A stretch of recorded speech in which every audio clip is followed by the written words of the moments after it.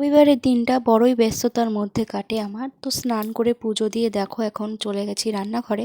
তো বর এদিকে মাছ নিয়ে চলে এসছে, এখানে ট্যাংরা মাছ আর ভোলা মাছ।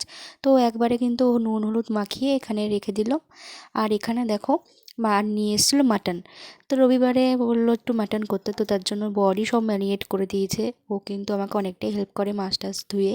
আর এদিকে করবো দেখো জলপাইয়ের চাটনি।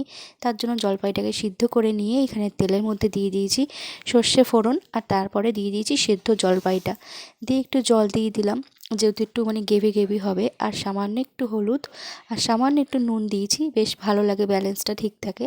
আর পরিমাণ মতন চিনি, জলপাইতে কিন্তু অনেকটা চিনি লেগেছিলো। তো দেখো আমার জলপাইয়ের চাটনি কিন্তু কমপ্লিট। আর এইদিকে এখন বসিয়ে দিয়েছি হচ্ছে আলুটা ভাজতে। মাংস করব তার জন্য আলুটা ভেজে এদিকে তেলের মধ্যে গরম মশলা দিয়ে দিয়েছি। আর এখানে পেঁয়াজটাও দিয়েছি, অনেকটা পরিমাণে পেঁয়াজ দিয়েছি, যেহেতু খাসির মাংস একটু পেঁয়াজটা বেশি দিলে ভালোই লাগে। তো এখন পেঁয়াজটাকে লাল লাল করে ভেজে নেব। তারপরে করা মটনটা এখানে দিয়ে নিলাম, দিয়ে ভালো করে এখানে একটু কষিয়ে জল দিয়ে তারপরে দিয়ে দেবো প্রেশার কুকারে। তো তার জন্য এখানে দেখো প্রেশার কুকারে দিয়েও দিয়েছি, আর এখানে দিয়ে দিলাম একটু গরম মশলা একবারে। তো সিটি পড়ার জন্য এখন এখানে প্রেশার কুকারটা আটকেও দিয়েছি। তো ফাইনাল রেজাল্টটা দেখো, আমার এখন রান্না কমপ্লিট হয়ে গেছে। তো রান্নার লুকটাই এসছে। কেমন লাগলো ভিডিওটা অবশ্যই জানাবে।